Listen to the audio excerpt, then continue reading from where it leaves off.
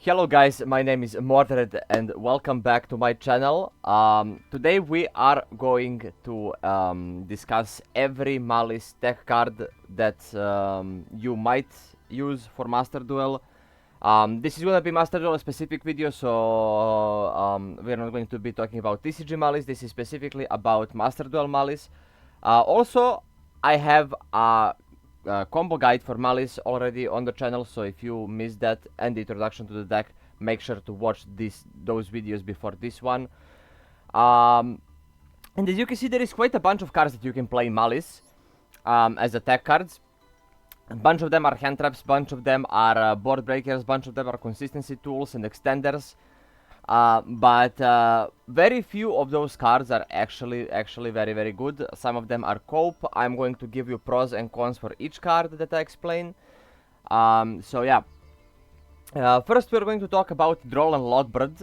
You all know what Droll and Logbird does, but why is it good in this specific deck? This deck has sometimes struggles versus Maxi and versus Mulchar and Fuvalos, therefore, like the same as in previous meta where Snake Eyes use this card to out Fuvalos and Maxi, Maliss also can use this card to stop Maxi. However, this card is pretty bad into like mirror match. It has basically no implications. You draw it going second, it's a dead card and it takes 2 to 3 spots in your main deck. Just as a card that can out Maxi and do nothing else. Against Snake Eyes in previous formats, this card was actually kinda decent. Because, like, even though it didn't completely shut down Snake Eyes or stuff like that, it could make their life harder. But like against Maliss, it really doesn't. Doesn't do anything and doesn't stop their combo in the slightest. So should you be running this card is I think opinion based. Some do, some don't, but I think that majority of the list do not run this card because simply it's not needed. You have some plays into Maxi, some plays into Fuvalos, even if you don't draw yourself. So it's definitely not worth the spot because you're already playing 3 Ash, 2 crossout, 1 crossout and 2 call by. So I don't think it's really worth the investment here. So yeah, that's it about Droll and Logbird. Next card is Dotscaper. Dotscaper is has for years been known as Cyber's extender that is used in various Cyber's decks. Either you can polish it to the graveyard and then you can special summon itself, or you can banish it. In Maliss, however, Dotscaper is specifically used in grass versions, which utilize Fairy Tail Snow and bunch of milling cards. So if you mill this card gets to special summon itself. It can make Linguribo for free. So it is pretty much only useful there. I do not recommend it. I recommend running it in the normal Maliss decks because now we immediately got March Hara into the game. Therefore, there is no need for Dotscaper to be in your deck at all. So there is not really positive sides about this card except that it's very good into the grass Maliss. It's not even very good. It's okay. It is a free body that you can get if you mill, but obviously the bad thing is that it's still a brick, and obviously that you don't usually want to draw it because you don't always have a way to discard it. It is I think pretty bad draw of Chessy Cat and Whitebinder if you use your normal summon already. So yeah, overall, I definitely not worth running and definitely doesn't deserve a space in your main deck right now, while every Maliss card is unlimited. Okay, next card is the second hand trap that has very similar implication to Droll, but not really. And it's Cypherem Gear Gamma. This card is good when you are going second. It is good when you are going first if your opponent decides to Lancia you, but some people are playing around Gamma already and don't shotgun Lancia. which can help if you run Allure of Darkness, so they let you get into the main phase, and then you get to still draw even though they can Lancia you on activation or anything. You still have Gamma. Gamma is also good if you start with something like Gold Sark or Field Spell, and your opponent decides to max you or like Fuva you or whatever. You can just drop Gamma. If you start with March Hare, or it's very very good. It's also decent if you start White Rabbit 1-card combo, and then they decide to Ash TB11. You can just Gamma and then just completely obliterate them. However, this card does require you to run a hard brick that you don't want to draw. This card is also a pretty terrible draw of Chassis Cat, and it's also a pretty terrible draw of White Binder, which makes it not worth running at all. I did test a lot with this card in like before Maliss got released and on day one, and it's okay. It's okay when it comes up. It's very very good, but majority of the time you either have Driver in hand, or it doesn't come up because opponent play around it by saving Maxi, saving Lancea, or even saving Chaos Hunter. So it is pretty tough overall. So that's it about Gamma. Next card that we're gonna talk about is Ghost Bell, and Ghost Bell is a card that to some extent can replace Dominus Impulse. It's good versus Maliss Field Spell. It's basically Ash for Maliss Field Spell. It's Ash versus Gold Sark, because you can stop both. Actually, you cannot stop the Gold Sark. My bad. But you can stop the Field Spell. But yeah, you cannot stop. You cannot stop a Maliss name coming back as Impulse can do. However, you can stop March Hare, which Impulse can also do. But in case you are playing a deck with Earth Engine, or Maliss with Earth Engine, which is Millennium Engine, you cannot really utilize Dominus Impulse. Therefore, I think if you're running Millennium Maliss, Ghost Bell is absolutely mandatory to run in your deck. Because this card is very very good. It can stop Splash Mage. It can stop like if they play Transquad. It can stop GWC06. So overall, pretty good card. Downside of this is that like honestly, the only downside of Bell is existence of Dominus Impulse. Like Dominus Impulse just cover more of the matchups. It covers more interruption, but it also turns off Ghost Bell. Therefore, if you are deciding between those two, like if you want to Dominus Impulse a Maliss name from the banish pile, you would have to Ghost Bell something first in order for Dominus Impulse to be to not shut down Bell completely and make it useless in the hand. So that's the only reason why you're not on 3 bells. But I think if you don't, like if you're on budget or if you have bells from before but you don't have Dominus Impulse, I think Bell is pretty good. Pretty good as a hand trap right now, and very good against Maliss. I think it's very good in general, but once we get into Ryziel format more, this card becomes a lot worse. Therefore, I think this is like right now a very good thing, but in the future it might not be that good. Next card, and probably the biggest scope on this list so far, even bigger than Dotscaper, is Code of Soul. So to explain why this card is even a tech card at all, it's because people think that Maliss Endboard is not very strong, and what they usually do is they make Terraertz, and then you're forced to run this brick in your hand. I mean, it's not really a brick. It can extend sometimes. Don't get me wrong, but most likely you don't need this kind of extension.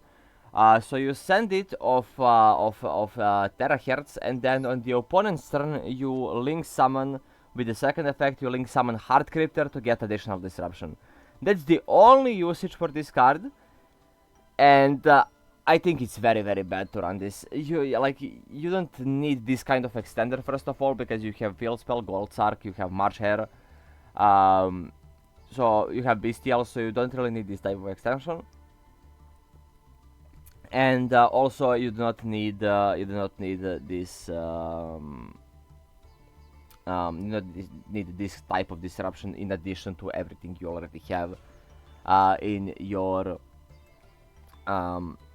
like you have Appaloosa, you have Firewall or Terraertz, whatever you decide to play, but you don't definitely need Code of Soul for your combo. So I absolutely do not recommend playing this card in any version that you play. This card is very, very bad, and I think it's very cope and win more card that you don't actually need. Now, next tech card, and this is the goes both for and against Maliss. Like, do you play this? Yes. Why? Because it counters Mirror. Do you play this at 3? I don't think you do. I think the sweet spot for me, for Lancia right now, is 2. Obviously, this card right now is very, very good because it shuts down like opponent's turn in Mirror match. But on the other hand, I think in near future Lancia will not be as strong, and I'm just gonna go really quickly over it because it's not really interesting. Obviously, if Maliss is good, you play this. If Maliss is not good, you don't play this. Which leads us to the exact opposite, which is Dimension Shifter. And this is one of the more interesting cards because in the past, whenever you could play Shifter, you would play Shifter, right? Whenever your deck could play Shifter, you would play it. But in Maliss, like right now, you would play it. You would play it if there was so many mirrors. Like, because there is so many mirrors, this is the exact reason why there is a debate if you should even run Dimensional Shifter or not. I don't run Dimensional Shifter personally. I think the amount of mirrors is very, very high. To the point where Dimension Shifter will only like win you some amount of games against rogue decks. So you need to open this one off, and then you need to not play into mirror in order for it to be good. But on the other hand, this card is also like amazingly bad to draw off Chessicat, bad to draw off Whitebinder. It's not even a normal summon. Like if you have an hand trap that you want to normal summon, it cannot be Dimension Shifter because it's a level 6. Therefore, I really don't think this card is worth running yet. Maybe like even in Ryziel format, Shifter does nothing against Ryziel. TCG and OCG also do not make the Shifter. So I really do not think that this type of card is very, very good right now. Next debate is Bestials, but this time Bestials not as disruption, but as an extender. Do you run and should you run Bestial? I do, because I also run Allure of Darkness. Playing 2 Bestials plus Allure of Darkness gives you a total of 15 Darks in the deck, which is a pretty okay number to pair up with Allure of Darkness. I think it's very decent. They are very, very decent. They are not good as disruptions against Maliss specifically, but there is still some amount of blue eyes roaming around in the ladder. Therefore, Bestials are all right, and they're also very good extenders. They're basically another March Hare right now, so I think you should be running 2 Bestials right now, just if you run Allure of Darkness. If you don't run Allure of Darkness, I think the deck can function perfectly fine without Bestials. You have enough starters and extenders. You can instead play some better non-engine, in case in the space of both of these. Next on the list is Chaos Hunter, and Chaos Hunter is how do I say? Chaos Hunter is worse Lancia. First of all, like, do you run this in Maliss? No, because it requires you to discard a card. And this card doesn't have, this deck doesn't have many good discards that you want in graveyard anyways. But you can see this be used a lot against Maliss. Why is that? Because some decks like to discard, like Crystron. Some decks can summon this, like Breaddead with Sanctifier and stuff. They can send it. But there is a pretty easy out to Chaos Hunter in Maliss, which is Nightmare Kerberos, which we are gonna cover later. So I think that Lancia is definitely better than this if you want to run Maliss Hate. I don't think you want to run all Maliss Hates if you're playing versus Maliss. And you do not definitely want to run this in Maliss. Okay, that's it about Chaos Hunter. I'm gonna quickly glaze over Gold Sarcophagus. Absolutely mandatory. This is basically the second field spell. It's basically an engine piece. This card is engine piece. You have to run it at maximum copies, and that's about it. But the card you don't have to run at maximum copies is Allure of Darkness, another optional consistency card that really helps with deep drawing into your deck. You can draw into this of Chessicat, you can draw this into this of Whitebinder. You can start your plays with this in order to bait Ash. You can do, like, this card has a lot of advantages, but it also has a lot of disadvantages, which is you play less non-engine to fit in Allure of Darkness. Which makes your going second, which is already impossible in Maliss format, kind of even worse. Therefore, this card very situational. It's good to open. It's good to draw off your other drawing cards in the deck. But sometimes it can be drawn without any darks, in which case you would just be taking the risk in order to have a play. Sometimes it will work, sometimes it won't work. But I think overall, it's alright. It's pretty alright.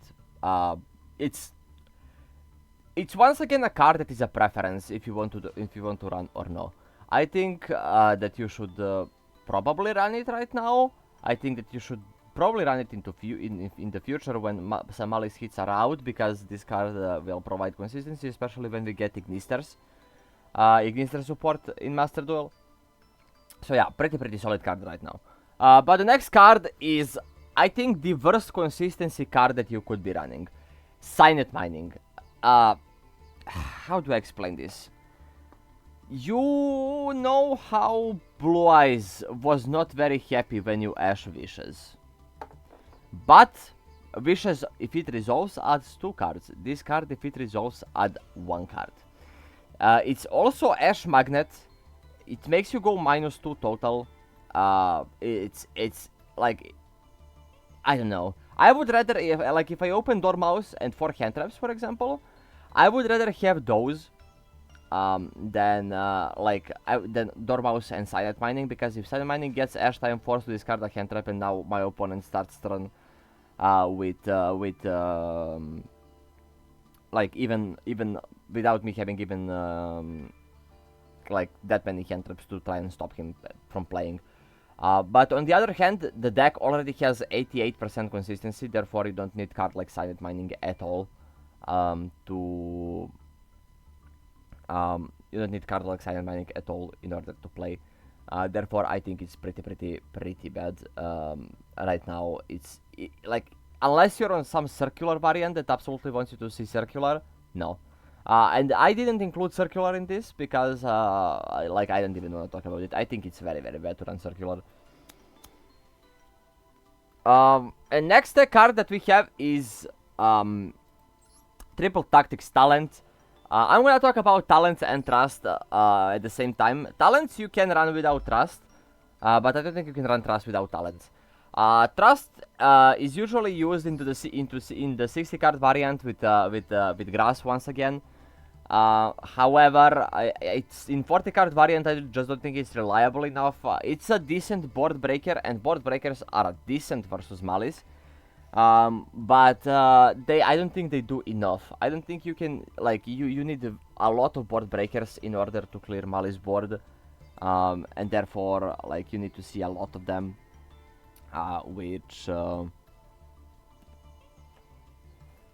which I don't think is the case. I don't think you are going to board break your opponent's board and then you are going to play into their non-engine that you let them draw off Chessicat and other stuff. Like, you are not going to let them. You're not going to play through like a Dominus Impulse or I don't know. Like their Lancia or stuff like that. So you definitely need to run hand trap version in this time. As for talents can be like standalone quote-unquote board breaker.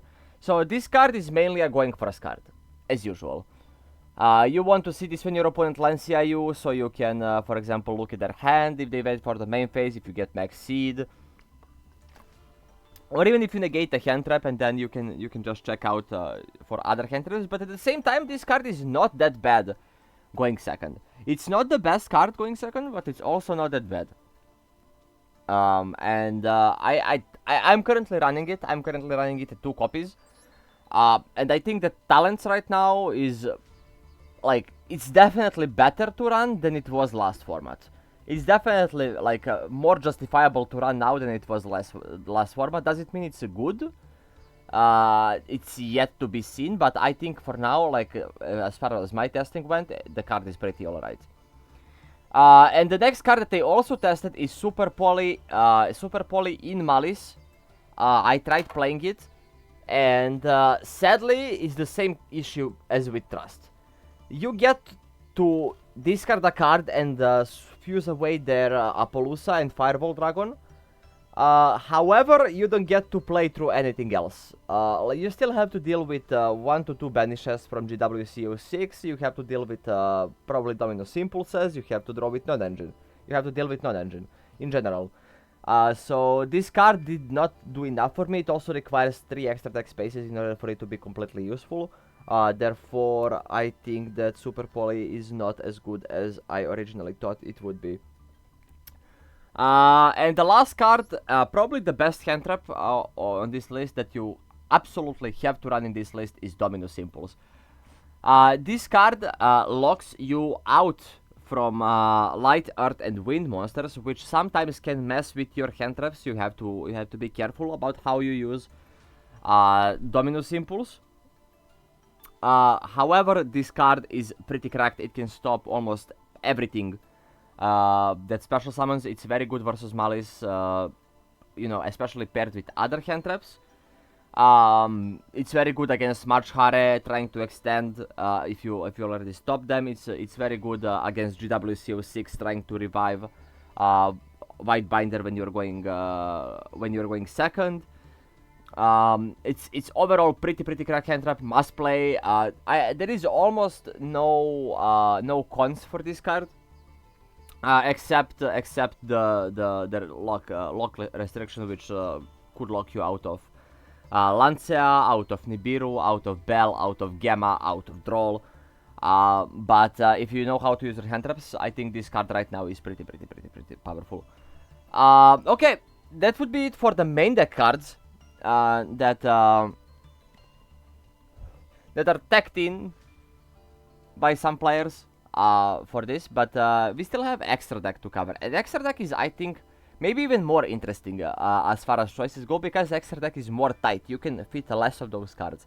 As you can see, there is 7 tech cards that I found that you have to choose in between, and aside from that, you have to run a lot of other mandatory cards in Maliss in extra deck.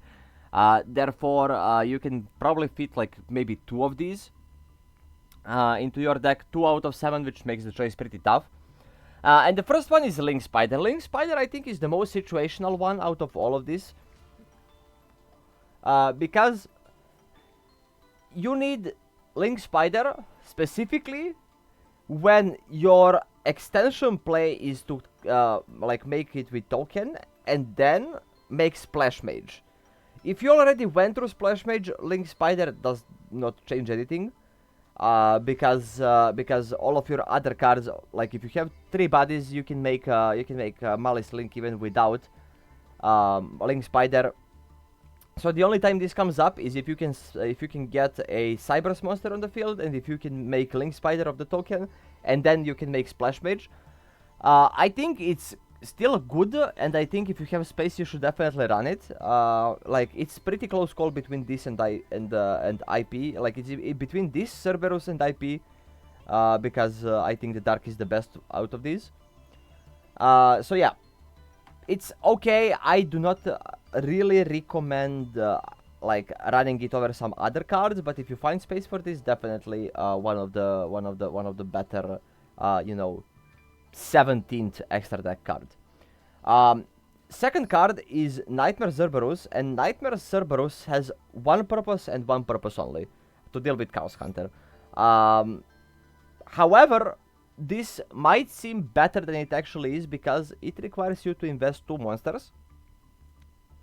It requires you to invest a discard. And then it requires you to have an extender in order to keep playing, for it to not be just Nightmare Zerberus pass. And this maybe seems like Maliss can do this a lot, but in reality, Maliss doesn't always have this combination of cards. Sometimes it's just one Dormouse, which is just 2 bodies and nothing else. You cannot extend past that point. But I think if a Chaos Hunter is played, you should definitely want to have this, just to have an option to out it, because otherwise, like Chaos Hunter is basically GG. Like if you don't play Imperm, if you play one of Imperm and you don't see it or stuff like that, Chaos Hunter without Nightmare Zerberus is basically GG. It's very, very tough to out without specifically Nightmare Zerberus. Next card is IP, and IP right now you don't have enough Cyber's bodies in like access to enough Cyber bodies in Maliss in order to play IP as an Endboard Piece, but you can play IP as a maxi out, so that is pretty cool. A line that lets you, like, if you start Dormouse banish White Rabbit resummon itself, activate the effect, set GWCO6, you get max hit, whatever, make IP, and then on the opponent's turn you can revive White Rabbit, which can set the MTP07, or you can just set you know, whatever. You can then make White Binder. White Binder will be able to banish, and then you have MTP07 as additional disruption if you have access to March Hare or anything. You can also just use it for SP in the same line, but it is very, very situational, and I don't think it comes up enough. At least for me, IP didn't come up enough, and therefore I don't think it's worth playing. I personally like to cut it out of all my lists, and I personally don't use it. But it's definitely, like, as I said, it's definitely between these 3 for the second non-engine space, extra deck flex spot. Next one, and this one is pretty good right now, and it's Dark. Dark is so good in mirrors. Dark is, like, it comes up fairly often. It can be used to it's basically, like, to not talk for too long about Dark, is basically Hita of this format. Like, what Hita was for Snake Eyes back in the day, Dark is now for Maliss. It gives you access to easy SP, like you can turn 2 normal bodies into Dark, revive. You can also steal the opponent's Chaos Hunter. If you're against Crystron, and you make Nightmare Zerberus, and then you can make you have to way to make a Dark, you can steal this, and then you can completely floodgate the Crystron player, for example, or even if, like, some psychopaths in Mirror use this. Next card, I'm gonna go very quickly over those 2, and this is Transquad. Transquad is good versus Transquad is good in some variants that are, like, more Cybers oriented, that run circular and stuff, and it also run Terraertz. I think otherwise Transquad Talker is just not good enough without Ignisters. You don't produce enough bodies to make a use of this card, sadly. So this card is